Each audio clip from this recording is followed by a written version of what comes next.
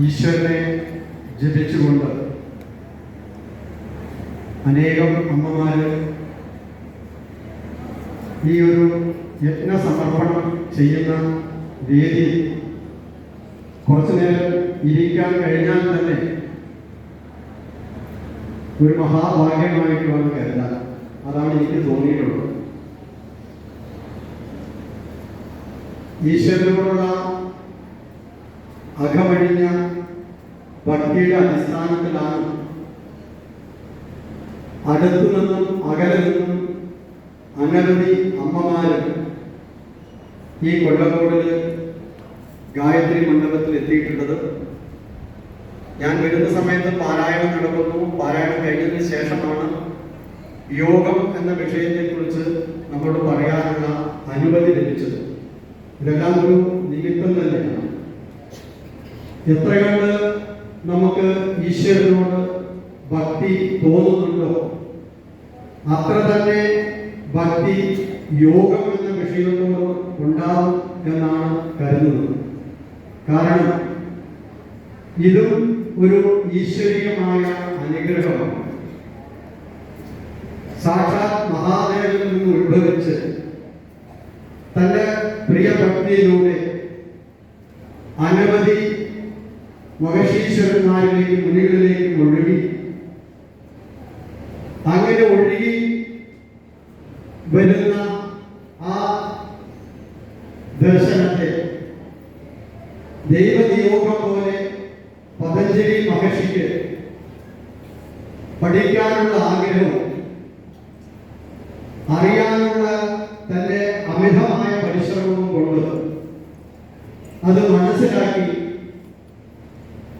മനസ്സിലാക്കിയ കാര്യങ്ങൾ മുഴുവൻ തന്നെ 195 സൂത്രങ്ങളിലൂടെ 4 പാദങ്ങളായി യോഗസൂത്രം എന്ന് പറയുന്ന ഒരു ഗ്രന്ഥം രചിക്കപ്പെട്ടു. അതാണ് യോഗം പഠിക്കാൻ ആഗ്രഹിക്കുന്ന ആളുകൾ ആദ്യം വായിച്ചറിയേണ്ടതും പഠിക്കേണ്ടതുമായിട്ടുള്ള യോഗ വിഷയത്തിന്റെ അടിസ്ഥാന ഗ്രന്ഥം. എന്താണ് യോഗം എന്ന് ആദ്യം തന്നെ അദ്ദേഹം പറയുകയുണ്ടായി. അത യോഗ അനുശാസനം യോഗ ചിത്തവൃത്തി നിരോധ. ആദ്യത്തെ സൂത്രം അതാണ്. അപ്പൊ യോഗം ചിത്തത്തിന്റെ വൃത്തിക്കുള്ളതാണ്.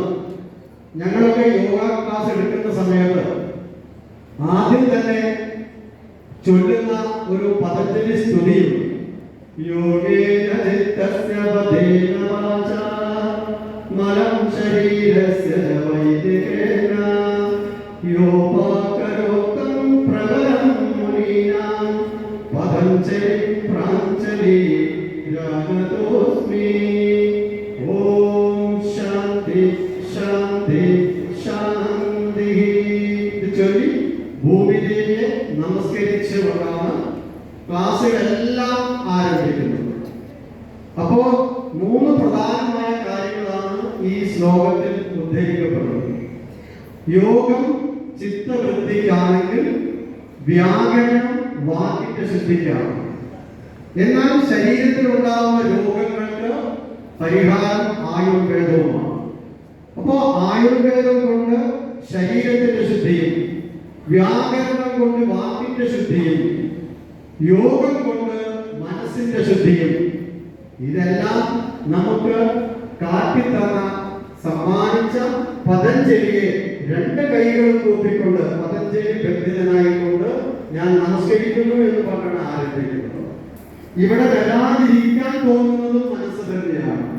ഇരിക്കുമ്പോഴും ചിലപ്പോൾ പോവാറായി എന്ന് തോന്നുന്നതും മനസ്സ് തന്നെയാണ്. ഇവിടെ ഇരുന്നു കൊണ്ട് വേറെ എന്തെങ്കിലും ആലോചിക്കുന്നതും മനസ്സ് തന്നെയാണ്.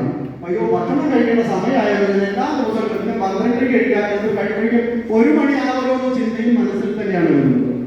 ഇങ്ങനെ പ്രത്യക്ഷത്തിൽ കാണാൻ നമ്മൾ ഇരിക്കുന്നതെങ്കിലും മനസ്സിങ്ങനെ ഓടിക്കൊണ്ടിരിക്കും. ഏതൊക്കെ വഴിക്കാ ഓടുമെന്ന് പറയാൻ പറ്റും. ഇങ്ങനൊരു അവസ്ഥയാണ്.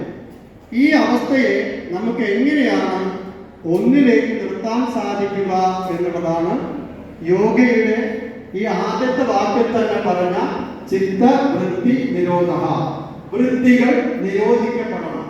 നമ്മൾ വൃത്തി എന്നുള്ള വാക്ക് കേൾക്കുമ്പോൾ നമ്മൾ ക്ലീൻ ചെയ്യുക, ശുദ്ധിയാക്കുക എന്നൊരു അർത്ഥം നമുക്കുള്ളിൽ വരാറുണ്ട്. ഇവിടെ വൃത്തികൾ എന്ന് പറയുന്ന സമയത്ത് ചലനങ്ങളാണ്. ഞാൻ നേരത്തെ പറഞ്ഞില്ലേ, ചിന്തകൾ ഇങ്ങനെ മാറി മാറിക്കൊണ്ടേയിരിക്കും. അപ്പോൾ ഈ ചലനങ്ങളെ എങ്ങനെയാണ് ഇല്ലാതാക്കാൻ സാധിക്കുക? ആ ചലനങ്ങൾ ഇല്ലാതാവുന്ന സമയത്ത് മാത്രമേ, ശാന്തമായ ഒരു അവസ്ഥയിൽ മാത്രമേ നമ്മൾ ഉദ്ദേശിക്കുന്ന രീതിയിലേക്ക് നമുക്ക് പോകാനും അവിടെ എത്തുവാനും സാധിക്കുള്ളൂ. എല്ലാവർക്കും ഈശ്വരന്റെ അടുത്തേക്ക് പോകണമെന്നുണ്ട്. ഈശ്വര സാക്ഷാത്കാരമാണ് എല്ലാവർക്കും വലിയ താല്പര്യമുള്ള വിഷയമാണ്.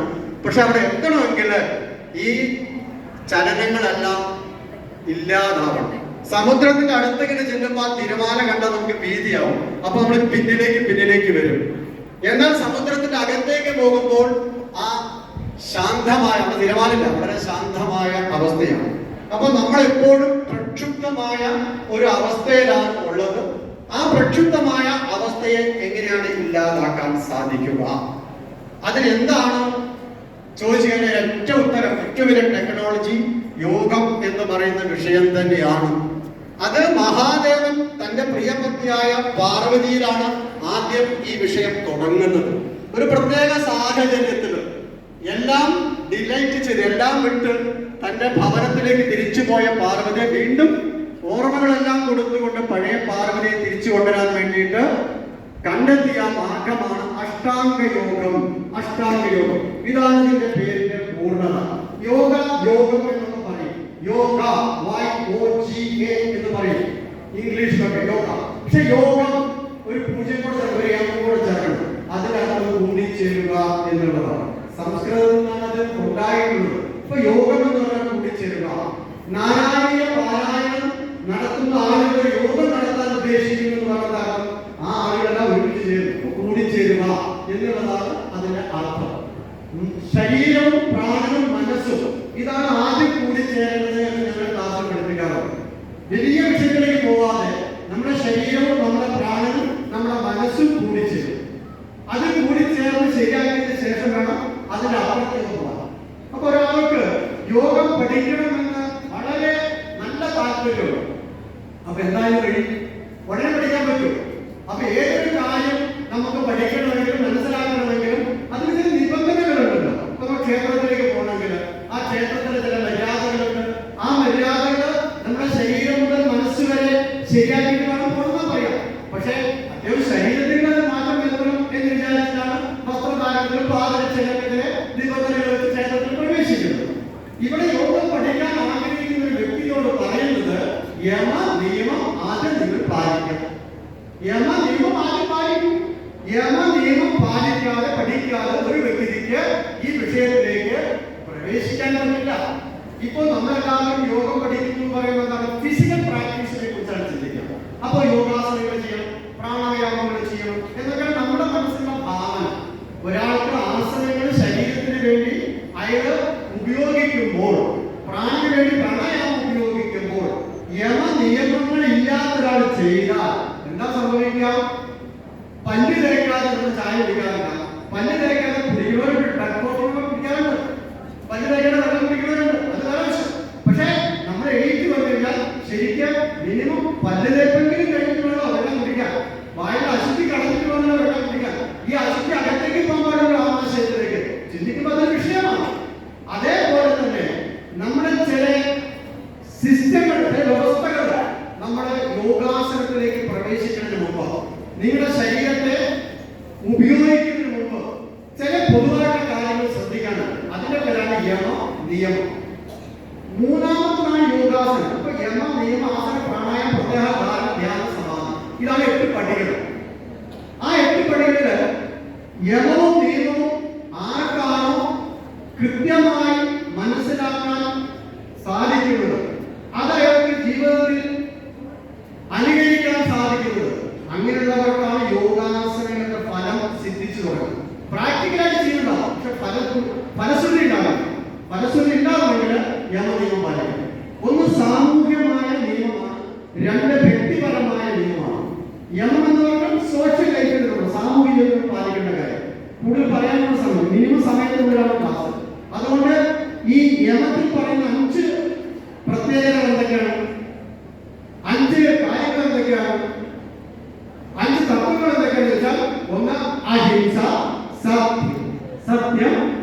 ആസ്തേയം, ബ്രഹ്മചര്യം, അപരിഗ്രഹം. ഇതാണ് 5 കാര്യങ്ങൾ എന്ന് പറയുന്നത്. ഈ 5 കാര്യങ്ങൾ ഓരോന്നിനെയും നമുക്ക് വേണമെങ്കിൽ 5 മണിക്കൂർ പറയാം.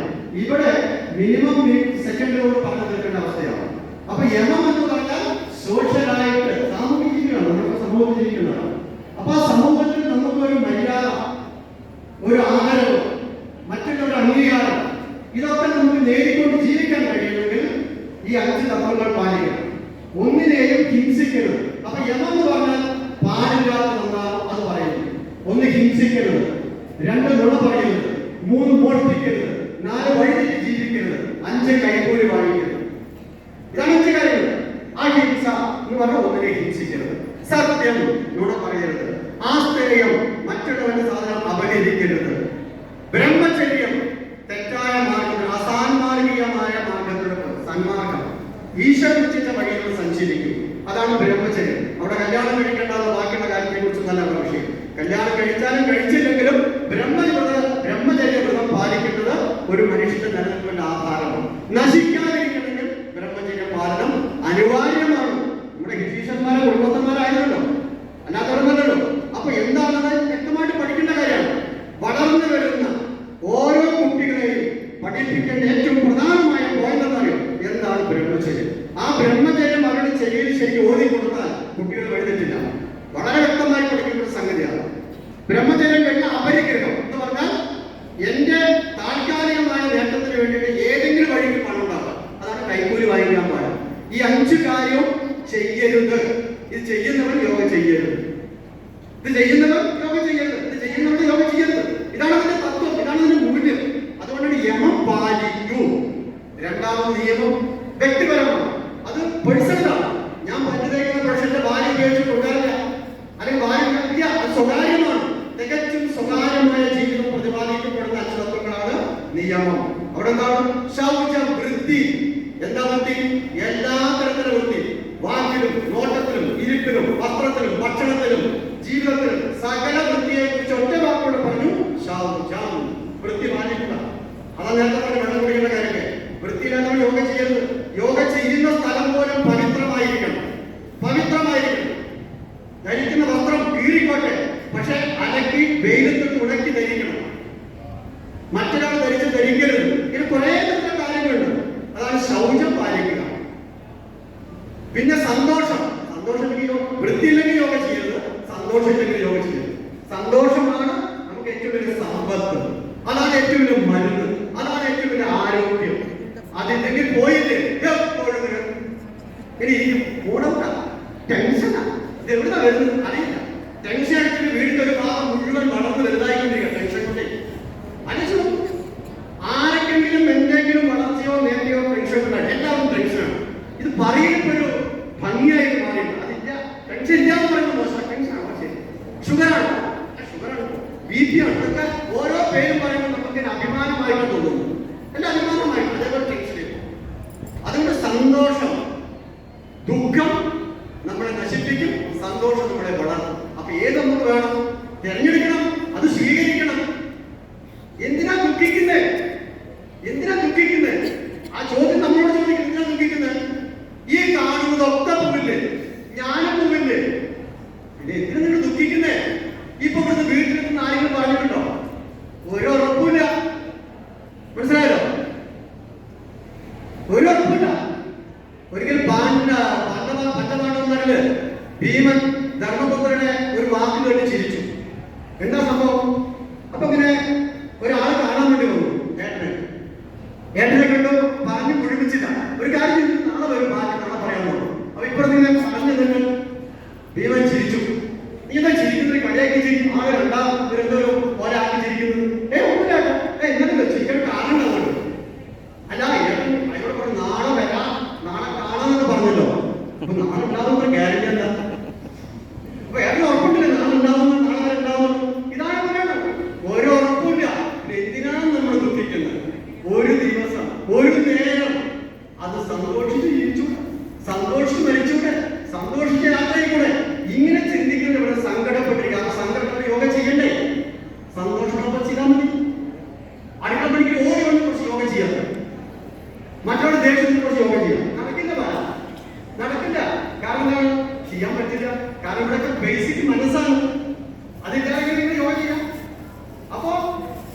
ഇവിടെ സൗജം വേണം, സന്തോഷമാണ്.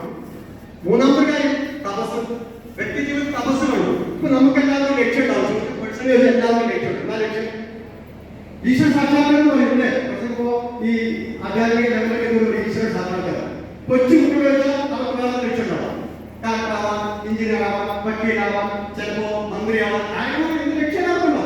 പക്ഷെ ഒരു ഘട്ടം കഴിഞ്ഞാൽ നമ്മുടെ ലക്ഷ്യത്തിൽ കുറച്ച് മാറ്റമുണ്ട്. എന്നാൽ ലക്ഷ്യം ഉണ്ടാവുന്നുള്ളൂ. ആ ലക്ഷ്യം നേടാനുള്ള ഉറച്ച ഇരിപ്പിനെയാണ് തപസ്. ഇപ്പൊ തപം ചൂടുന്ന നടക്കുന്നുണ്ട്. ഇരുന്ന് ചൂടാകും. വെറുതെ കാര്യം കാണാൻ പറ്റില്ല. വെറുതെ കാണാൻ പറ്റുമോ? വെറുതെ കാണാൻ പറ്റില്ല. എത്ര ദിവസം പരിശ്രമത്തോടെ നമ്മൾ ഈ പാരായണം ചെയ്യാൻ പഠിച്ചത്? ഒന്ന് ആലോചിച്ച് നോക്കൂ. സ്വയം ഒന്ന് തിരിഞ്ഞു നോക്കൂ. കേട്ടപ്പോഴേക്കും പഠിച്ചോ? ഇല്ല. എത്ര മണിക്കൂർ, എത്ര ദിവസം, എത്ര സമയം, എത്ര ആള് നമ്മളോട് ഇങ്ങനെ ഫോണോട് വീട്ടിലൊരു ദേഷ്യം തോന്നിയിട്ടുണ്ടാവും. ഇതൊന്നും ശ്രദ്ധിക്കാതെ ഞാൻ പഠിച്ചില്ലേ. അപ്പൊ തപസ് ഉണ്ടെങ്കിലേ നേടാൻ പറ്റുള്ളൂ. അതുകൊണ്ട് തപസ്സിനൊപ്പം എന്തുകൊണ്ട് സ്വാധ്യായം എന്ന് പറഞ്ഞാൽ ആവർത്തിച്ച് പഠിക്കുന്നതിന് സ്വാധ്യായം. ആവർത്തിച്ച് പഠിക്കണം. കേട്ടത് വീണ്ടും വീണ്ടും കേൾക്കണം. അയവറക്കണം. പശുവിന് വായയിൽ കൊണ്ടിട്ട് ചവച്ച് ചവച്ച് എടുത്തു വീണ്ടും കൊണ്ടു. ഇങ്ങനെ അതിനെ ചെയ്യുന്നത് പോലെ നമ്മൾ ആവർത്തിച്ച് പഠിക്കണം. എന്നിട്ട് അതിനെ സേവ് ചെയ്യണം. പോവാൻ പാടില്ലാത്ത ഉള്ളിൽ കേൾക്കണം. ഇതിനാണ് സ്വാധ്യായം. അവസാനം ഈശ്വര പ്രണിധാനം. ഈശ്വരനിലേക്ക് കൂടിച്ചേരുക.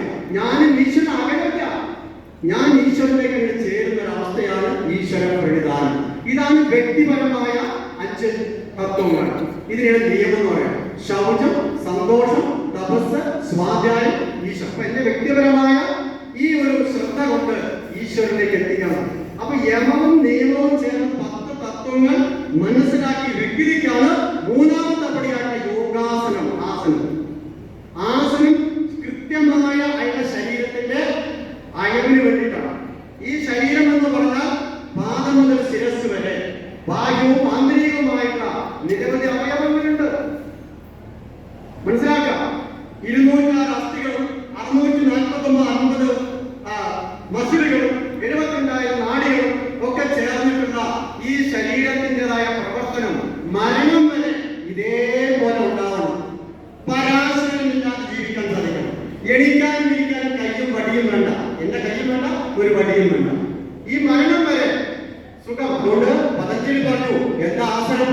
സ്ഥിര സുഖ ആസനം എന്നാണ് നിർവചനം. സ്ഥിര സുഖ ആസനം. അതായത് സ്ഥിരം, സുഖം, ആസനം എന്ന് പറഞ്ഞ ഇരിപ്പാണ്. അപ്പൊ മരണം വരെ സുഖമായിട്ടിരിക്കാൻ പറ്റും. ഇതാണ് ശരിക്കും തത്വം. മരണം വരെ സ്ഥിരമായിട്ടിരിക്കും, സുഖമായിട്ടിരിക്കാൻ പറ്റും. ഇരിക്കാനിരിക്കും ഒരു പ്രശ്നമില്ല. ഇപ്പൊ നമ്മളിങ്ങനെ ചെല്ലിക്കൊണ്ടിരിക്കുമ്പോ കുറച്ച് കഴിയുമ്പോൾ കാലം മുട്ടുവേദന കൊണ്ടപ്പോൾ കാലം നീക്കും അല്ലെ? കുറച്ച് നടുവേദന വരും, അപ്പൊ ചാരിയിരിക്കും. ഇങ്ങനെ നമുക്ക് ഇരിപ്പായിട്ടില്ല. ഈ ഇരിപ്പ് വരാനാണ് ആസനം ചെയ്യുന്നത്. ഇരിപ്പ് കുട്ടികളെ ജോയിന്റുകൾ സംബന്ധിക്കുന്നില്ല, മസിലുകൾ സംബന്ധിക്കുന്നില്ല. ഇങ്ങനെ പല ഭാഗവും നമുക്കിങ്ങനെ വേണ്ട സപ്പോർട്ട് കിട്ടാത്തതുകൊണ്ട് നമുക്കൊരു അസ്വസ്ഥത അനുഭവപ്പെടും. അപ്പൊ അത് അസ്വസ്ഥത ഇല്ലാതെ ഇരിക്കുന്നതിനാണ് ആസനം എന്ന് പറയാം. ഈ ആസനം ശരിക്കും ആയി കഴിഞ്ഞാൽ മാത്രമാണ് പ്രാണായാമം അറിയുന്നത്. പിന്നെ 4ാമത്തെ പടി പ്രാണായാമം. ആ പ്രാണായാമം ഉള്ളിലെപ്പോഴും സാധിക്കും. പ്രാണനാണല്ലോ. ശരീരം എന്ന് പറയുന്ന ഒരു ഉപകരണം, ഒരു പാത്രം. ഇതുകൊണ്ട് ഉപയോഗപ്പെടാം. ഈ ഉപകരണത്തിൽ ഉപയോഗപ്പെടാം. പ്രാണം പോയ ഉപയോഗിക്കാൻ നിൽക്കുന്ന എടുത്തിട്ട് എന്ത് ചെയ്യണം? അയ്യോട്ടത്തിൽ കൊണ്ടുപോകണം. അല്ലെങ്കിൽ അവിടെ വയ്ക്കില്ലേ? ഇങ്ങനെ പറ്റില്ല, സാധനം പോയി. പ്രാണം പോയ ഉപയോഗമില്ല. അപ്പോ ഈ ശരീരത്തിന് എന്തെങ്കിലും ഉപയോഗം ഉണ്ടെങ്കിൽ അതിന് കാരണം പ്രാണനാണ്. അപ്പൊ ആരുടെ പ്രാധാന്യം മനസ്സിലാക്കണം? പ്രാണനാണ്. ആ പ്രാണനെ വീർപ്പുമുട്ടിക്കാനും പാടില്ല. അതിന് കൃത്യമായ ആയാമം കിട്ടണം. കൃത്യമായ അതിന് സഞ്ചാര സംവിധാനമുണ്ട്. അതനുസരിച്ച് പോകണം. സാധാരണ മനുഷ്യൻ ഒരു മിനിറ്റില് 15 തവണ ശ്വസിക്കുന്നതാണ് പറയുന്നത്. 15 തവണ. ഒരു മണിക്കൂറിന് 900 റൗണ്ട. 24 മണിക്കൂർ 21,600 പ്രാവശ്യം ശ്വസിക്കുന്നുണ്ട്. ഇത്രയും ശ്വാസോച്ഛ്വാസം നടക്കുന്നുണ്ട്. ഈ ശ്വാസത്തിന്റെ വേഗതയെ നിയന്ത്രിക്കുന്നതിനെയാണ് പ്രാണായാമം. ശ്വാസത്തെ നിയന്ത്രിക്കുക. ആസനം എന്ന് പറഞ്ഞാൽ ശരീരത്തിന്റെ ഇരിപ്പ്. പ്രാണം എന്ന് പറഞ്ഞാൽ പ്രാണനെ നിയന്ത്രിക്കാം. എങ്ങനെ കൺട്രോൾ ചെയ്യല്ല? സ്വയം ഈ 1 മിനിറ്റ് 15 ശ്വസിച്ചിരുന്ന ഞാൻ നിരന്തരം പ്രാണായാമത്തിലൂടെ അത് 14 മാറും, അത് 13 മാറും, 12 മാറും. നിങ്ങൾ പുരാണത്തിൽ 1000 കൊല്ലക്കാലം ജീവിക്കോ? എന്താ ജീവിക്കാതിരിക്കാം? ആമ എത്ര കൊല്ലക്കാലം ജീവിക്കുന്നുണ്ട്? 400 കൊല്ലക്കാലം. 1 മിനിറ്റ് എത്ര പ്രാവശ്യം ശ്വസിക്കുന്നു? 4 പ്രാവശ്യം.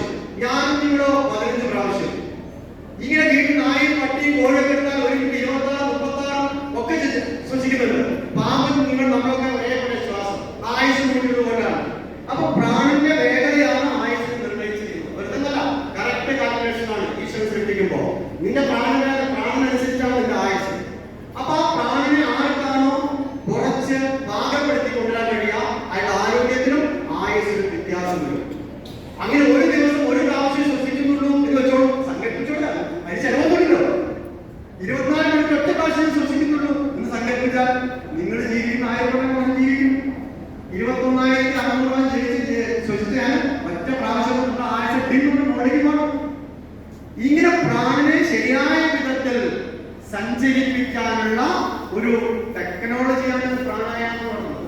ഈ യമ നിയമ ആസന പ്രാണായാമങ്ങൾ ആരാണ് കൃത്യമായി പരിശീലിക്കുന്നത്, അവരിലുണ്ടാകുന്ന യഥാർത്ഥമായ പരിവർത്തനത്തിന്റെ പേരാണ് പ്രത്യാഹാരം എന്ന് പറഞ്ഞാൽ ഇന്ദ്രിയങ്ങൾ നിയന്ത്രിക്കപ്പെടും. അതിലെ 5 ഇന്ദ്രിയങ്ങളും നിയന്ത്രിക്കപ്പെടും. ഇപ്പൊ എന്ത് കണ്ടാലും എന്ത് കണ്ടാലും എന്ത് കഴിഞ്ഞാൽ അത് തന്നെ വേണം. തൊട്ടുപഴിക്കും വികാരം കൊണ്ട് വീണ്ടും തൊട്ടാൻ വേണ്ടിയിട്ടാന്ന് തോന്നുന്നു അല്ലെ? ഇങ്ങനെ മനുഷ്യന്റെ ഇന്ദ്രിയ സുഖത്തിന്റെ പിന്നാലെ മുമ്പാണ്. ആ ഇന്ദ്രിയങ്ങളൊക്കെ നമുക്ക് അപകടം ഉണ്ടാക്കുന്ന കാര്യങ്ങളാണ്. ആ ഇന്ദ്രിയങ്ങളെ നിയന്ത്രിക്കാൻ സാധിക്കണം. ആ നിയന്ത്രണം വരുമ്പോഴാണ് ശരിക്കും നമ്മൾ മനുഷ്യനാവാം. ശരിക്കും നമ്മൾ മനുഷ്യനാവാം. ആ മനുഷ്യാവസ്ഥയിലേക്ക് എത്താൻ വേണ്ടി ഈ പ്രത്യാഹാരം എന്ന് പറഞ്ഞ 5ാമത്തെ പടിയിൽ എത്തണമെങ്കിൽ ഈ 4 പടികൾ നമ്മൾ പരിശീലിക്കണം. ചുമ്മാ യോഗ നമുക്ക് മുന്നോട്ട് നമ്മളെ എത്തിക്കാൻ പോകുന്നു. അപ്പൊ കൃത്യമായ സാധനങ്ങൾ എന്താ? സാധനം സാധിച്ചെടുക്കാനുള്ള പരിശ്രമത്തിലാണ് സാധനം എന്ന് പറയാം. അതിങ്ങനെ വിശ്വസാരം കൊണ്ട് 2 സാധനം കിട്ടില്ല, അത് കിട്ടിയ കാര്യമില്ല. ഞാൻ പരിശ്രമിക്കണം. ചില ബോർഡുകൾ ഇവിടെ ധ്യാനം പഠിപ്പിക്കും, ഇവിടെ കുണ്ടലിനി യോഗ പഠിപ്പിക്കുന്ന ബോർഡുകളെ കാണും, പോയി വീടെടുക്കാം. അപ്പൊ അടിസ്ഥാനപരമായി പഠിക്കണം. 1ാം ക്ലാസ്സിൽ ചേർക്കുന്ന കുട്ടിയെ കൊണ്ടിട്ട് പ്രായമായി 8 കൊണ്ട് 3ാം ക്ലാസ് ചേർക്കാൻ പറ്റില്ല.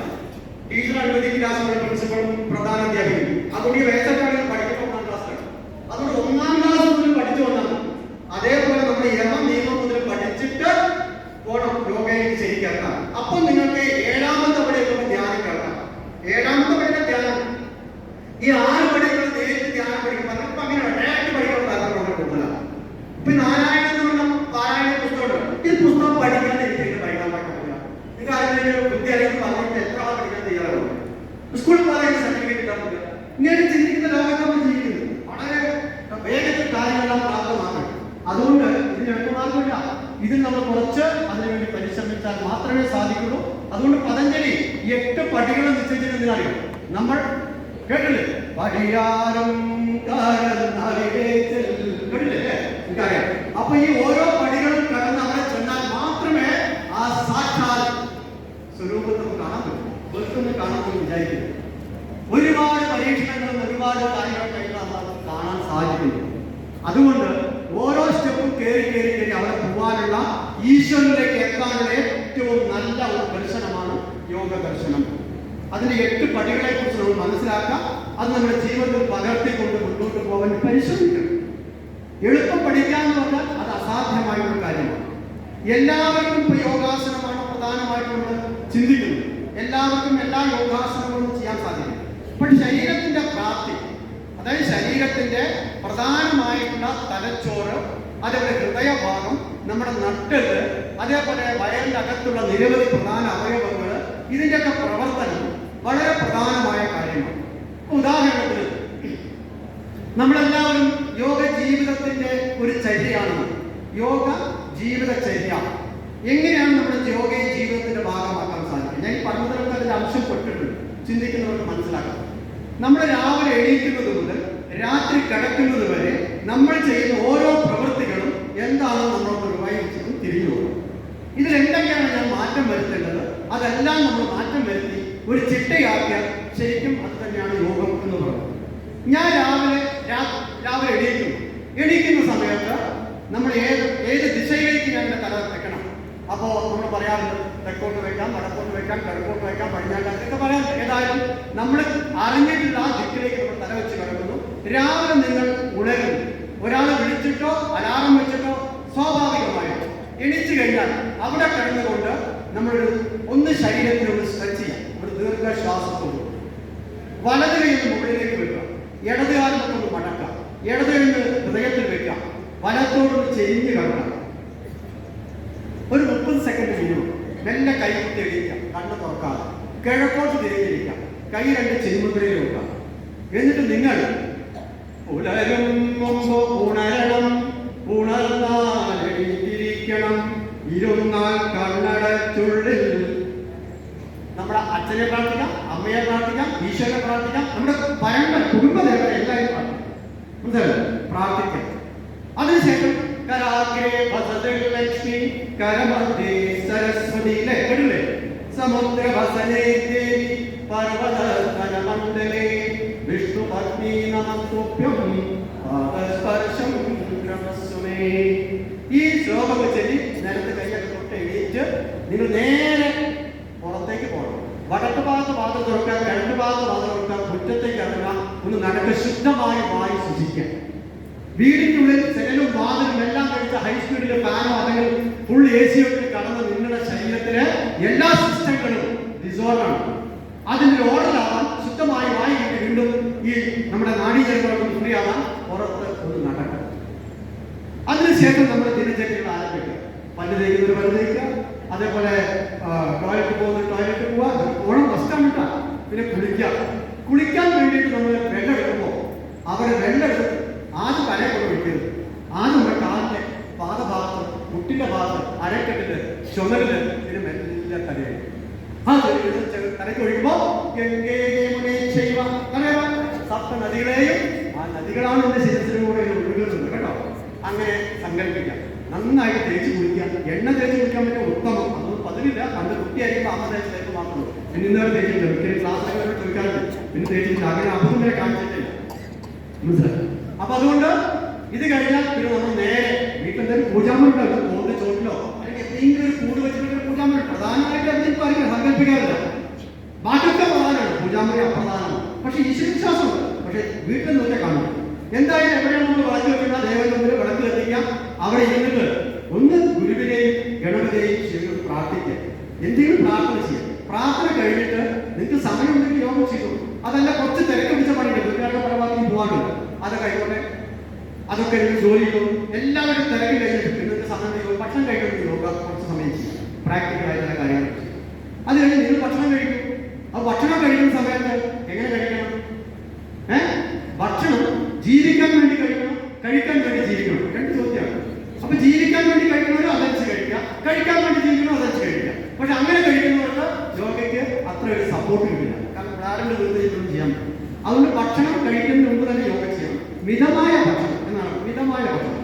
ഒരു നേരം കഴിക്കുന്നവർ യോഗി, 2 നേരം കഴിക്കുന്നവർ ഭോഗി, 3 നേരം കഴിക്കുന്നവർ രോഗി, 4 നേരം കഴിക്കുന്നവർ ദ്രോഹി. ഒക്കെ ഞാൻ മനസ്സിലാക്കി വെച്ചിട്ടുണ്ട്. പിന്നെ ഒരു പ്രശ്നമില്ല.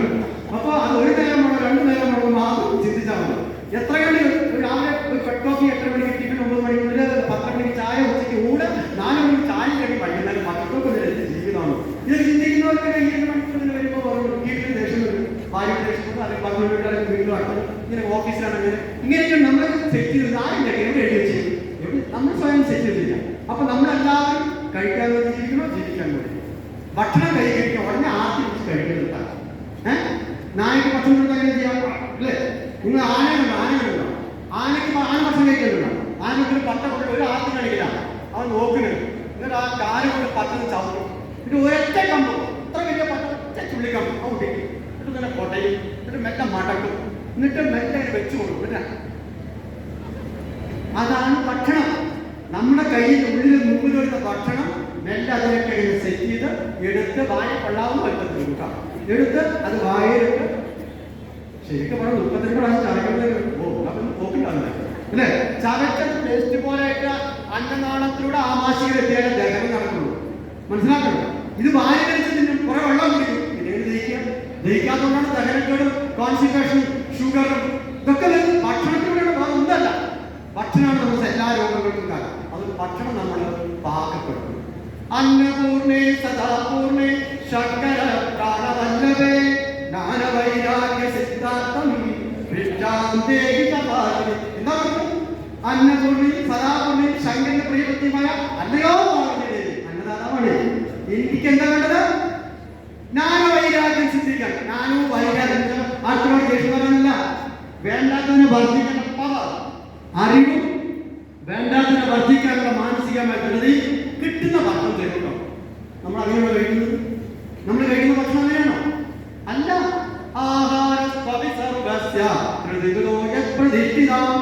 ഗീതയിൽ പറഞ്ഞാൽ ഒന്ന് തോന്നുന്നു. അത് കൃത്യമായിട്ട് ഭഗവാൻ പറഞ്ഞിട്ടുണ്ട് എന്താണ് ഭക്ഷണം കഴിക്കേണ്ടത്. സത്വരജോ തമോഗുണം. സത്വം വെളിച്ചം, തമസ് ഇരുട്ട്, രജസ് തീവ്രത. ഇതിലേത് കഴിക്കുന്നു ആ സ്വഭാവം കഴിക്കും. മക്കൾ പറഞ്ഞ അനുസരിക്കില്ല. എങ്ങനെ അനുസരിക്കാൻ കൊടുക്കുന്നത് അടുത്തല്ലേ? അപ്പൊ അതുകൊണ്ട് ഏത് ഭക്ഷണം വേണം? അതാണ് നമ്മുടെ ആരോഗ്യത്തിലെയും യാത്രയെയും സഹായിക്കുന്നത്. അപ്പൊ ദിനചര്യയിൽ ഭക്ഷണം കിട്ടി കഴിച്ചാൽ ഞാനൊരു വൈരാഗ്യവും സിദ്ധിക്കുമാറുള്ള ഭക്ഷണം കണ്ട് മാത്രം പ്രാർത്ഥിക്കാം. അത് ചുരുക്കി ഭക്ഷണം കഴിക്കുക. പിന്നെ ഉച്ചഭക്ഷണം കഴിഞ്ഞാൽ പിന്നെ വൈകുന്നേരം ബാക്കിയുള്ള കാര്യങ്ങൾ സന്ധ്യയ്ക്ക് രാവിലെയും 4 സന്ധ്യ പറഞ്ഞിട്ടുണ്ട്. ഒരു 2 സന്ധ്യയ്ക്ക് നാമം ചൊല്ലിക്കൂടെ. അപ്പൊ സന്ധ്യയ്ക്ക് കൈകാലം പോകുമ്പോൾ സാധിച്ച മേടി കഴിഞ്ഞ് വിളക്കെത്തിച്ച് നാമം ചൊല്ലി പിന്നെ കുട്ടി പഠിക്കാൻ വേണ്ടി അങ്ങനെ കുട്ടികളെ പഠിക്കട്ടെ. ബാക്കി രാത്രി ഭക്ഷണം കിട്ടുമ്പോഴും നേരത്തെ ഏറ്റവും നേരത്തെ ഭക്ഷണം കഴിക്കും. ഭക്ഷണം കഴിഞ്ഞാൽ ഒരു 90 മിനിറ്റ് മിനിമം 90 മിനിറ്റെങ്കിലും നിങ്ങൾക്ക് കിട്ടണം. എന്നിട്ട് കിടക്കാൻ പോകും. ഭക്ഷണം കഴിക്കുന്ന കിടക്കണം 90 മിനിറ്റ്. പിന്നെ രാത്രി കിടക്കുമ്പോൾ കൈയും കാലും മുഖമൊക്കെ പരിഹരിച്ച് ഈശോയെ ചിന്തിച്ച് നിങ്ങൾ ഏതെങ്കിലും ഉത്തമമായ ദിശയിൽ തിരിഞ്ഞിരുന്ന് പ്രാർത്ഥിച്ച് നന്നായിട്ട് ഉറങ്ങാം. സുഖനിദ്രയ്ക്ക് വേണ്ടി പ്രാർത്ഥിക്കാം. ഈശോയെ പ്രാർത്ഥിക്കാം. ഇടതുഭാഗം ചെയ്ത് കിടക്കാം. സുഖറ്റ ഉറക്കാം. രാവിലെ ഇങ്ങനെ നമ്മുടെ ദിനചര്യകളെ കൂടുതൽ സെറ്റ് ചെയ്യും.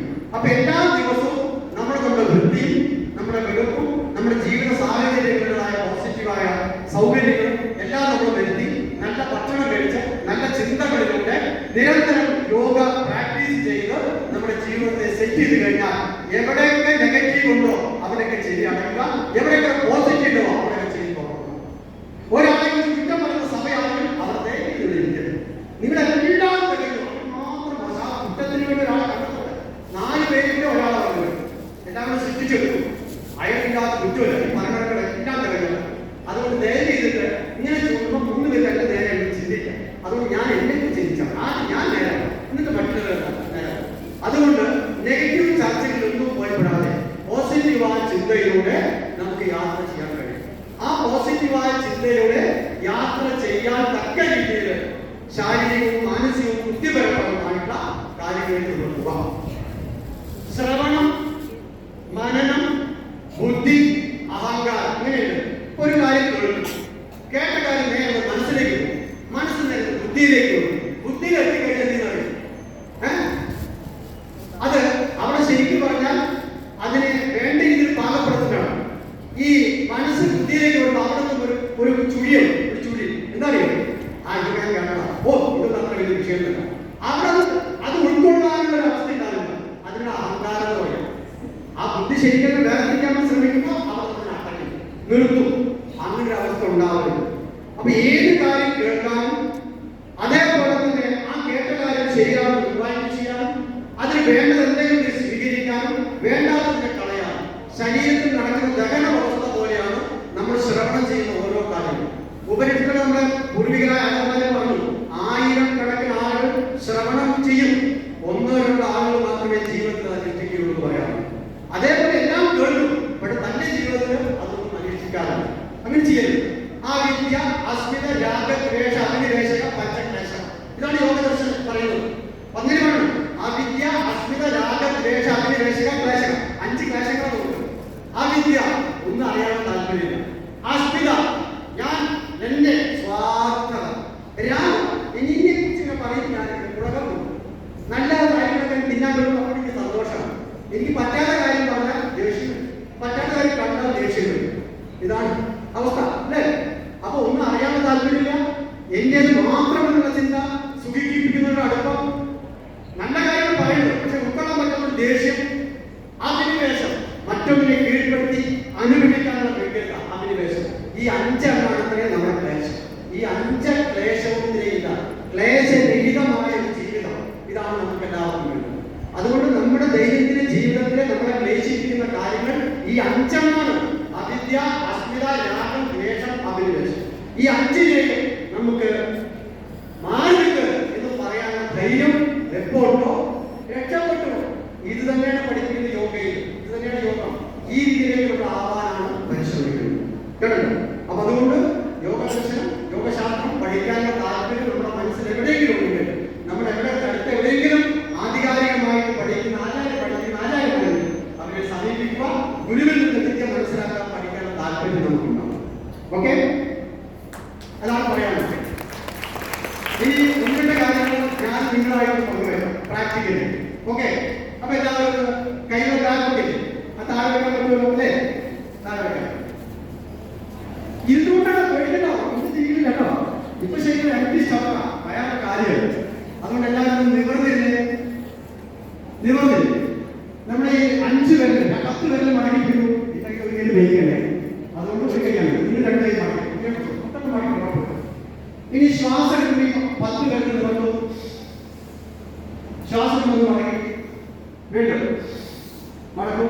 ശ്വാസം ശ്വാസം എടുക്കും മടക്കും ശ്വാസം എടുക്കും ശ്വാസം ശ്വാസം എടുക്കും ശ്വാസം ശ്വാസം എടുക്കും ശ്വാസം ശ്വാസം എടുക്കും ശ്വാസം.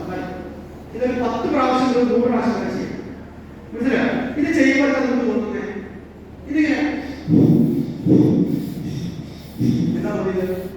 ഈ കയ്യിൽ ശരീരത്തിന് കയ്യിൽ മാത്രമല്ല നിങ്ങളുടെ ഹൃദയഭാഗത്ത് അതിന് ചലനം. മനസ്സിലായോ? ഹൃദയത്തിന്റെ അവയവത്തിന് നിങ്ങൾക്ക് എന്തെങ്കിലും ശ്വാസ ബുദ്ധിമുട്ടുണ്ടെങ്കിൽ ശ്വാസതടസ്സങ്ങൾ ഉണ്ടെങ്കിൽ വെറുതെ ഒരു പണിയില്ല, ഒരു കസേരയിൽ ഇരുന്നിട്ട് ചെയ്തോടെ ബുദ്ധിമുട്ടില്ല, ഒന്ന് ചെയ്ത് നോക്കൂ, അത് സുഖം കിട്ടും. ഇനി ഈ കൈയിലെ രണ്ടിങ്ങനെ തല വരുമ്പോഴേക്കും മടങ്ങും, ഇതിന്റെ കൈയിലെ തിരിക്കും, 2 കൈയിൽ ശ്വാസം മതി. ഒരു 10 പ്രാവശ്യം അപ്പീൽ ചെയ്യും. വേദന ഒന്ന് അമർത്താൻ പിടിക്കാനൊന്നും കഴിയാം. എങ്ങനെ കഴിക്കുക? പുതിയ വീടാണെങ്കിൽ അടച്ചിട്ട് ചിലർ മാറാനും വരില്ലേ, മൂപ്പര് വരില്ലേ, എന്നെ കയറാൻ പറ്റുമോ? അതുകൊണ്ട് ഉപയോഗിക്കുന്നില്ല. ഉപയോഗിക്കുന്നത് തുരുമ്പ. ആ തുരുമ്പ് മാറാൻ ശ്വാസം കൊണ്ട് ചലിപ്പിക്കും, പ്രാണനെ കൊണ്ട് ചലിപ്പിക്കും. കൈ 2 നീട്ടി പിടിക്കും, 2 കൈ ഒപ്പം മടക്കും. ശ്വാസം എടുക്കുമ്പോൾ 2 കൈ ശ്വാസം ശ്വാസം വിടും, ശ്വാസം എടുക്കും, ശ്വാസം വിടും, ശ്വാസം എടുക്കും, ശ്വാസം വിടും, കൈ കാണും. ഓക്കെ, കൈകൊണ്ടും മടക്കി കൊടുക്കുന്നില്ല. എന്നിട്ട് ഇങ്ങനെ മടക്കുക. വീണ്ടും ഇൻഹേൽ, ശ്വാസം എടുക്കുമ്പോൾ നിവർത്തുക, ശ്വാസം വിടുക. 2 കൈ മാറി മാറി. ചിലർക്ക് ഒറ്റയ്ക്ക് നിവർത്താൻ പറ്റില്ല, നല്ല വേദനയൊക്കെ ഉണ്ടെങ്കിൽ വേദനയുള്ള കൈ കൊണ്ട് നമ്മൾ സപ്പോർട്ട് കൊടുത്തിട്ട് ചെയ്യും കേട്ടോ. ഇനി 2 കൈ കുട്ടികളെ മടക്കി പിടിക്കും. ഈ 2 കുട്ടികളെ തൊടണം. 2 കുട്ടികളെ തൊടുമോ? 2 കൈ കൊണ്ട് തൊടല്ലേ കേട്ടോ. തൊടാത്തുണ്ടാവും ചിലപ്പോൾ കടി കൊണ്ടൊക്കെ. ആ കേട്ടോ, നിവർന്നിരിക്കും. ഇനി ഈ ഷോൾഡർ, ഈ ചക്രം ഒന്നിങ്ങനെ കറക്കിക്കെ, ഇവിടെ തന്നെ വരണം, കൊണ്ടണം. ഒന്നും വരണം. വീണ്ടും ശ്വാസം ശ്വാസം എടുത്തിങ്ങനെ വിടുക. വീണ്ടും ശ്വാസം എടുത്തിങ്ങനെ വിടുക, ശ്വാസം എടുത്ത് വിടുക. ഇവിടെ തന്നെ വെച്ചോളൂ.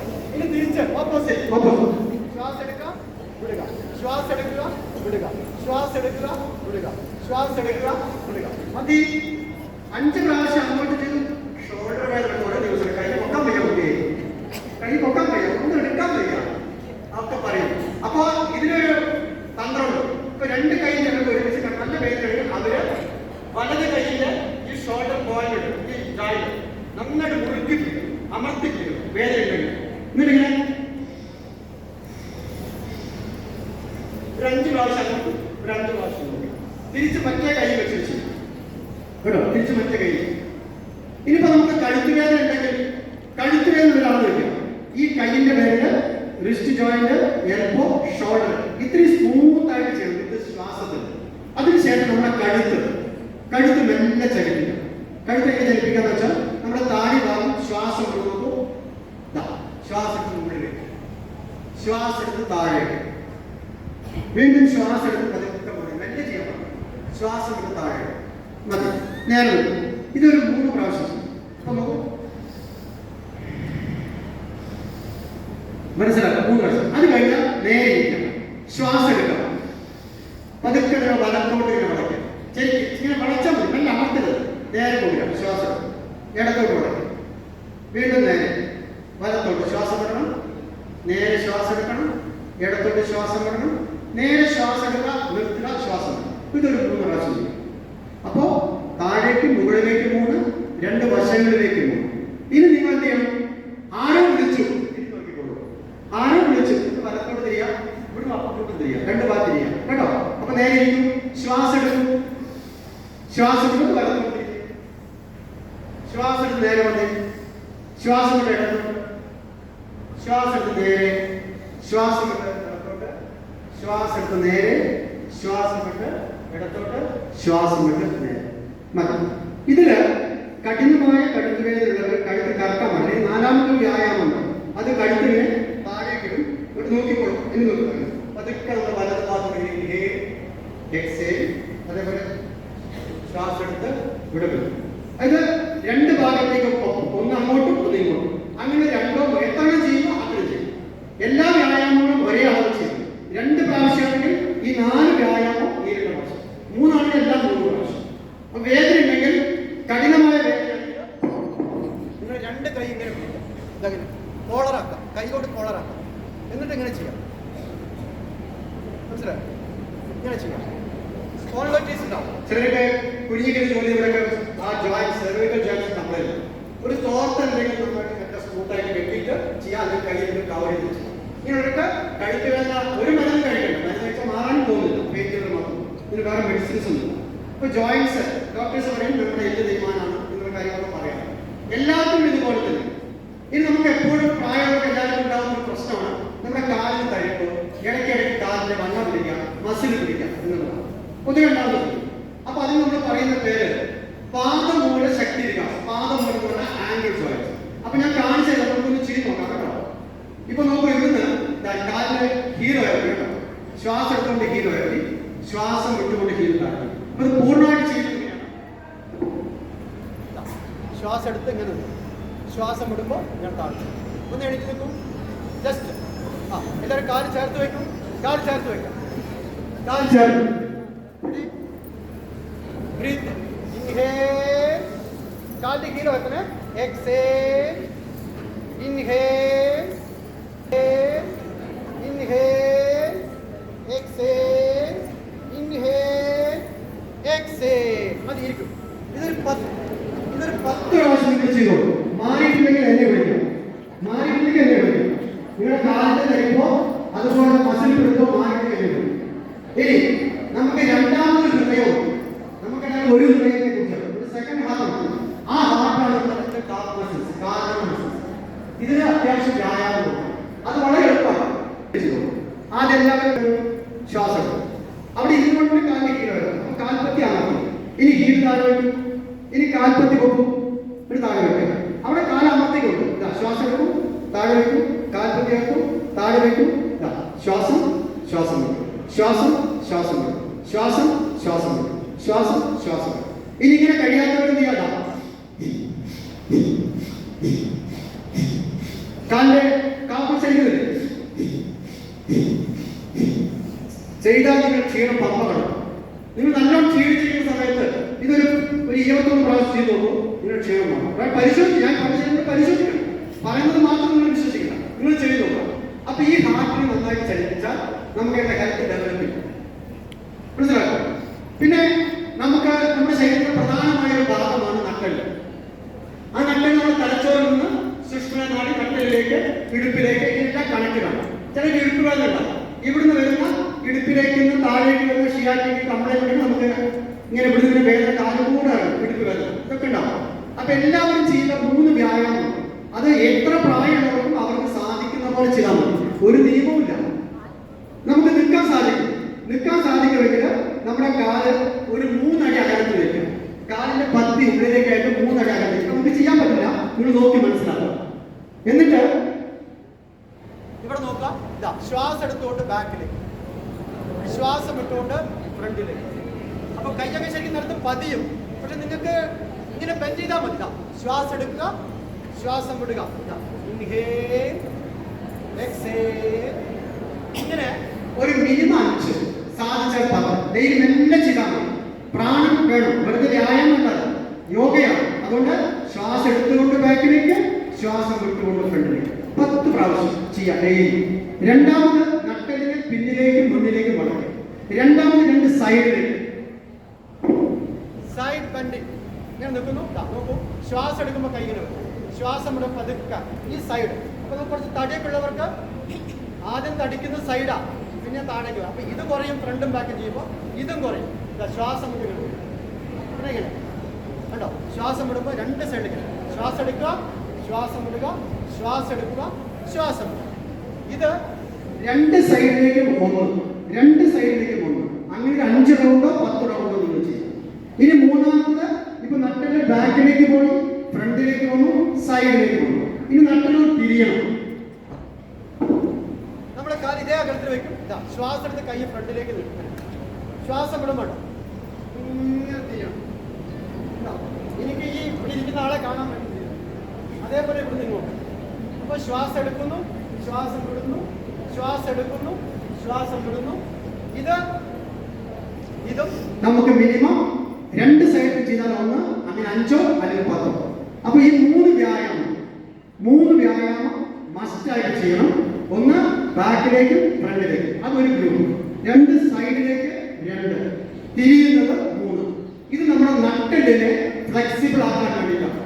അപ്പൊ നമുക്ക് ശ്വാസ തടസ്സം മാറും, കുനിയാനും നിവരാനും തിരിയാനുള്ള പ്രയാസം മാറും, നിങ്ങൾക്കാകുന്നത് പോലെ ചെയ്യാം. ഇത്രയും പറ്റുള്ളൂ, ഒരു കുഴപ്പമില്ല. അവാർഡ് പഠിക്കാനല്ല, നിങ്ങൾ മെല്ലെ മെല്ലെ നാളെ വന്നോളൂ. ഇപ്പം താഴേക്കുള്ള സത്യെ ഒന്ന് വന്നിട്ട് തരുമോ? എനിക്കെടുക്കാം, അത്രയായാൽ മതി, എന്തിനധികം. അപ്പൊ ഇത് മനസ്സിലായല്ലോ. ഇനി ഒരു സെറ്റ് കൂടെ പറഞ്ഞാണ് ഈ ക്ലാസ് അവസാനിക്കുന്നത്. അതിന്റെ 3 ബ്രീത്തിങ് ആണ് നമ്മളിൽ ഉണ്ടാകുന്ന ശ്വസന സംബന്ധമായ ചില പ്രശ്നങ്ങൾ. ഒന്ന് നമ്മുടെ ലങ്സ് ഉണ്ടല്ലേ, ശ്വാസകോശ ഭാഗം, അവിടെയാണ് ഇപ്പോഴും ഒരു പ്രശ്നം. ശ്വാസം അല്ലേ, കഫക്കെട്ട്, ചുമ മാറണേ. അപ്പൊ അതുകൊണ്ട് അതെല്ലാവരും നമുക്ക് ചെയ്യാൻ കേട്ടോ. ഇരുന്നുകൊണ്ട് നോക്കാം, കൈകൾ നീട്ടി പിടിക്കും. ഇപ്പൊ അടുത്തുള്ളവരെ ഉപദ്രവിക്കണ്ട, സങ്കല്പിക്കാം. ശ്വാസം എടുക്കും, ഇതാണ് ഇവിടെയാണ് ഇത് എഫക്ട് ചെയ്യാം. ശ്വാസം വിടും, ശ്വാസം എടുക്കും, ശ്വാസം വിടും, ശ്വാസം എടുക്കും. 2 കൈ ലങ്സിന് ശ്രദ്ധിക്കാം. ശ്വാസം വിടും, കൈ താഴ്ത്തും. ഇത് 10 പ്രാവശ്യം ശരിക്കും ചെയ്യണം. നമുക്ക്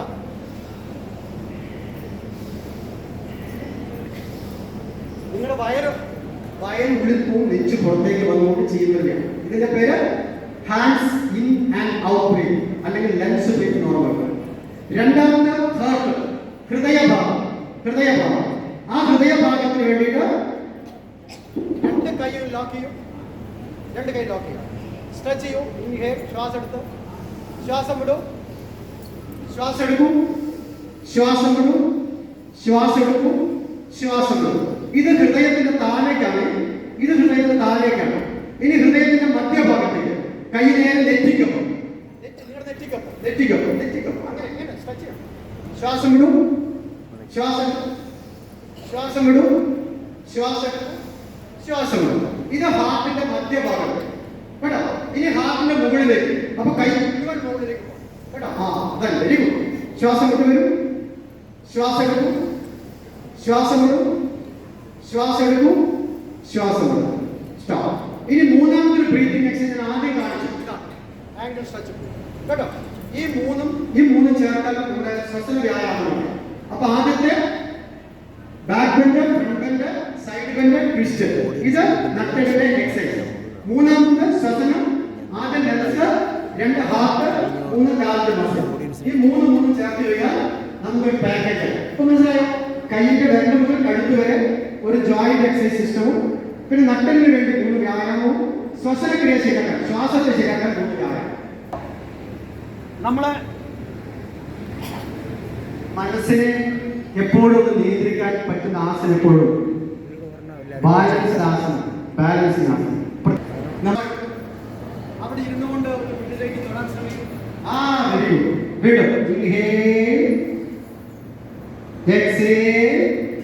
പൂരകം കൈകൊണ്ട് ശ്വാസം, രേചകം കൈ താഴെ, പൂരകം രേചകം പൂരകം.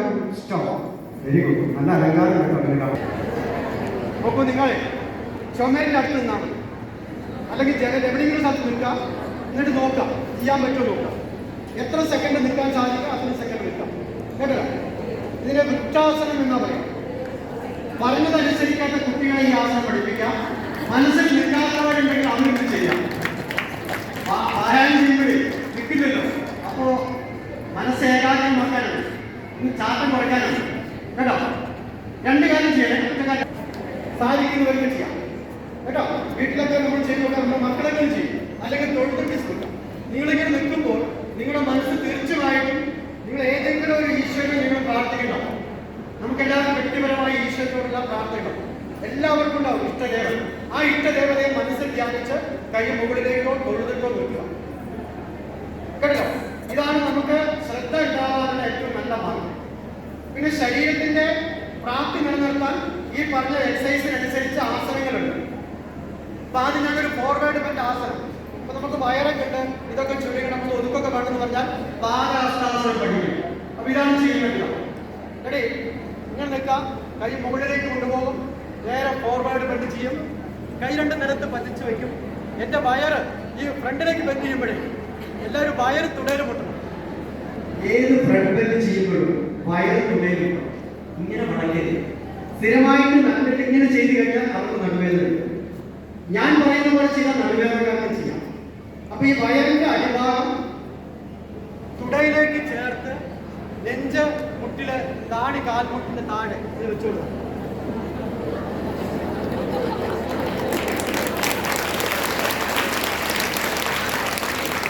ഇതിനാണ് പാദഹസ്തം എന്ന് പറയാം. അനുസരണ നട്ടലും അപകടമില്ലാത്തൊരു ഉപരവും ഉണ്ടാവും. അയ്യോ എത്ര കഷ്ടപ്പെട്ട് വാങ്ങിയത് പച്ചക്കറി അരി കറി എങ്ങനെ ഉണ്ടാക്കിയത് ബാക്കിയുണ്ട് അത് കഴിക്കാൻ പറ്റില്ല. അല്ലെങ്കിൽ പിറ്റേ ദിവസം കഴിക്കാം. പല വീട്ടിൽ അമ്മമാർക്ക് വയറ് വേസ്റ്റ് ബോക്സാണ് കളയാൻ പറ്റും. അപ്പൊ കളയാത്തൊക്കെ കൊണ്ട് സമർപ്പിക്കാം. എന്നിട്ട് ഡോക്ടറിന് പോകും അല്ലേ?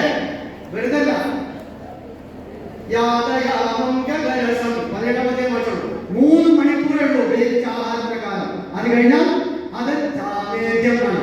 ആവേദ്യം കഴിഞ്ഞു ഒക്കെ പറയാൻ ശ്രദ്ധിക്കാം. രോഗത്തിന്റെ കാരണം ശരീരം പവിത്രമാണ്, അശുദ്ധി ശരീരം ഇഷ്ടപ്പെടുന്നില്ല കേട്ടോ. ഇനി ഫ്രണ്ടിലേക്ക് ചെയ്യുക, ബാക്കിലേക്ക് ചെയ്യുക. അപ്പൊ നമ്മളിങ്ങനെ നിൽക്കും, കൈ ബാക്കിൽ വെക്കും. നിങ്ങുമ്പോൾ നമുക്ക് സാധിക്കുന്ന പോലെ ബാക്കിലേക്ക് കാണും.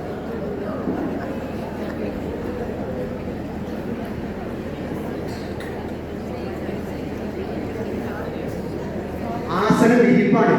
ഓരോ പൊസിഷനിലും ഇരിക്കുക, ഓരോ പൊസിഷനിൽ ഇരിക്കുക. അവിടെ പ്രാണായാമം ഞാൻ ഈ പോസ്റ്ററിൽ നിന്നിട്ട് പ്രാണായാമം ചെയ്താൽ എന്റെ ജീവിതത്തിൽ ഒരിക്കലും എനിക്ക് ശ്വാസരോഗം ഉണ്ടാകും. നിങ്ങളുടെ ലങ്സ് വായുള്ളിൽ പോയി നമ്മുടെ തൊറാസിക് ഫുൾ സ്ട്രെച്ചഡ് ആണ്. അവിടെ പ്രാണായാമം നടക്കണം. ആ പ്രാണായാമം ചെയ്ത ഒരിക്കലും ഒരു ശ്വാസമുട്ടോ ഒരു ജലദോഷമോ ഒരു തൈറോയിഡോ ഒന്നും ഉണ്ടാവില്ല. ഉറപ്പാണ്, യാതൊരു സംശയവും കേട്ടോ. ഇനി നമ്മുടെ ഈ സൈഡ് ഒന്ന് ഒതുങ്ങണം. അപ്പൊ നമ്മളിങ്ങനെ ചെയ്യുന്നു. ഞാൻ നേരെ കൈ ശരീരം തിരിച്ച് കൈ ഇവിടെ വെച്ചു. വയറ് കംപ്ലീറ്റ് ഇങ്ങോട്ട് വന്നു, നേരെ മുകളിലേക്ക്. വയറിന്റെ അടിഭാഗം നോക്കാം. കൈ ഇങ്ങനെ വെക്കാം, കൈ മുകളിലേക്ക് വെക്കാം. പരിവൃത ത്രികോണം പറയാം. പരിവൃത ത്രികോണം ആസനം. അതായത് നടുവേദനയുള്ളവരുണ്ടോ, ഇടുത്തുവേദനയുള്ളവരുണ്ടോ, കഴുത്തിന് വേദനയുള്ളവരുണ്ടോ, മൊത്തം നട്ടനെ തിരിക്കുകയും വയറിനെ തിരിച്ച് ഇങ്ങോട്ട് പോകും. വയറിനെ തിരിച്ച് ഇങ്ങോട്ട് കൊണ്ടുവന്ന് ചെയ്യുന്നതായ ആസനമാണ്. മനസ്സിലായോ? പരിവൃതം. അപ്പോ ഫ്രണ്ടിന്റെ സൈഡിന്റെ ട്വിസ്റ്റ് ഇങ്ങനെ മിക്സ് ചെയ്ത് കിടക്കണം.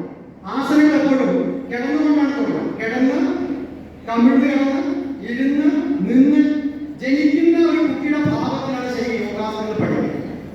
യോഗാസനങ്ങൾ പഠിക്കുന്നത് കേട്ടോ. ഇങ്ങനെ പഠിച്ചു വരുന്നതോ ആസനങ്ങൾ ഒരുപാടുണ്ട് കേട്ടോ. കാണാമല്ലോ അല്ലേ? സ്ത്രീകളായോ എല്ലാവരും ശ്രദ്ധിക്കാം. ഇവിടെ ആസനം പറഞ്ഞത് നിങ്ങൾ വീട്ടിൽ പോയി ചെയ്ത് നോക്കാം. എല്ലാവരും കളയാൻ സമർത്ഥരാണ്. ഉള്ളിലെ സാധനം കളയാം. യൂട്രസ്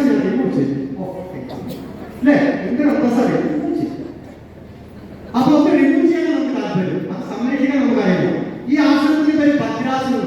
എന്താണ് ഭദ്രൻ? പേര് പറഞ്ഞത് 84 ലക്ഷം യോഗാസനങ്ങളുണ്ട്. 84 lakhs. അതിലേക്ക് കുറച്ച് 0 84 42 21 14 7 അവസാനം 3 സിദ്ധം പത്മം ഭദ്രം. സിദ്ധം പത്മം ഭദ്രം 3 യോഗാസനങ്ങളുണ്ട്. അത് ഏറ്റവും പ്രധാനം സിദ്ധം, അതിലൊന്നാണ് ഭദ്രം. നമുക്ക് ഇരിക്കാൻ ഈ 2 കാലും ചേർത്ത് പിടിച്ച് അവിടെ ഇരിക്കാം. അടിവയറ് ഉള്ളിലേക്ക് ക്ലോസ് ചെയ്യാം. ഈ ആസനത്തിൽ ഇരിക്കുമ്പോൾ നേരെ അടിവയറ് കംപ്ലീറ്റ് ക്ലോസ് ആണ്. കണ്ണടയ്ക്കാം. Normal breathing. കുറച്ച് ദിവസം കഴിഞ്ഞാൽ നിങ്ങൾക്ക് തോന്നി മുന്നിലേക്ക് ഒന്ന് ഇരുന്നാൽ ഒന്ന് മുന്നിലേക്ക് കുഴിഞ്ഞാലൊന്നും അതും കൂടെ ചിലപ്പോൾ നിങ്ങൾ പിടിച്ചാൽ കിട്ടില്ല. ഉറപ്പാണ്, ഫുൾ ഗ്യാരണ്ടിയാണ്. ഇങ്ങനെ ഇരിക്കാം. മനസ്സിലായോ? എന്നിട്ട് മെല്ലെ മെല്ലെ കൈമുട്ട് നിലത്ത് വയ്ക്കാം. എന്നിട്ട് ഫുള്ളായിട്ട് സ്ട്രെച്ച് നടക്കും. ഇങ്ങനെ കിടക്കാറായാൽ പിന്നെ നിങ്ങൾ സൂപ്പർ സ്റ്റാർ ആയി. അപ്പൊ ആദ്യം ഭദ്രാസനം ഇരിക്കാം. ഇതിന്റെ പേര് ബദ്ധ കോണാസനം. ബദ്ധ കോണാസനം. മനസ്സിലായല്ലോ? ഇങ്ങനെ പോയി അങ്ങനെ പോയിട്ടില്ല. എങ്ങനെ വേണമെങ്കിൽ നമുക്ക് ചെയ്യാറാവാം. പത്മാസനം. പത്മ താമരയാണ്. താമരയിൽ ഇരിക്കാൻ പറ്റിയാൽ അവർ പരിശുദ്ധമായിരുന്നു. താമര എഴുതി പ്രാക്ടീസ് ചെയ്താൽ അവർ പരിശുദ്ധമായി. ഒരു സംശയമില്ല. മനസ്സ് എല്ലാം പരിശുദ്ധം. താമര ചെടിയിൽ ജനിച്ച് പരിശുദ്ധമായ പുഷ്പമാകാറും അതേ ഗുണം നമ്മളുണ്ടാവും.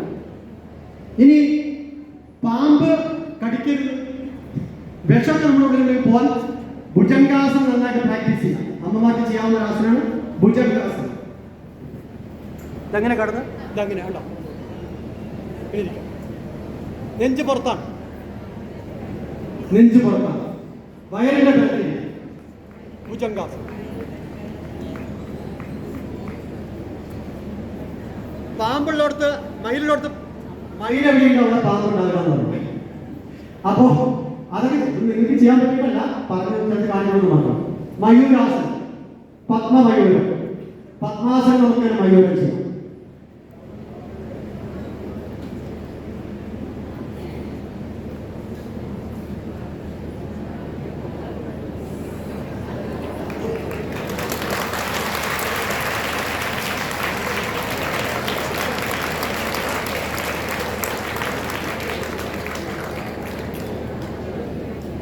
പത്മാസനം മയൂരം, കാല് വീട്ടിൽ മയൂരം.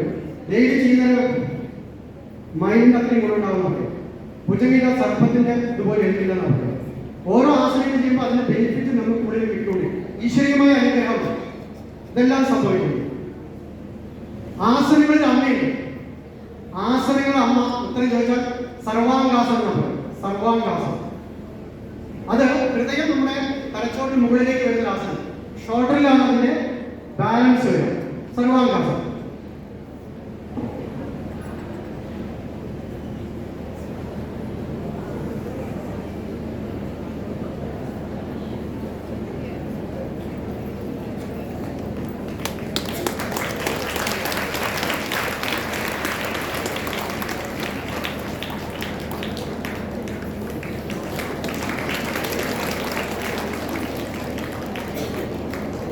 പശ്ചിമോത്ഥാനാസനം.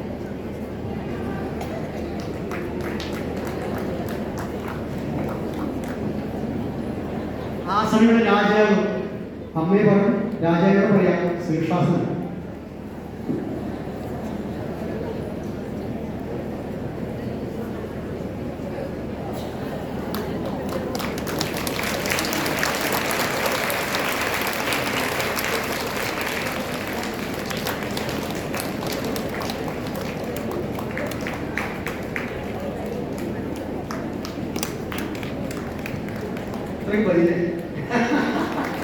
അപ്പോൾ എല്ലാവർക്കും പ്രത്യേകിച്ച് നമസ്കാരം. ഒരിക്കലും പേരുകളുടെ സംഘാടകവും എൻ്റെ സ്നേഹവും അതേപോലെ അറിയുന്നു. എല്ലാവരും ഈശ്വര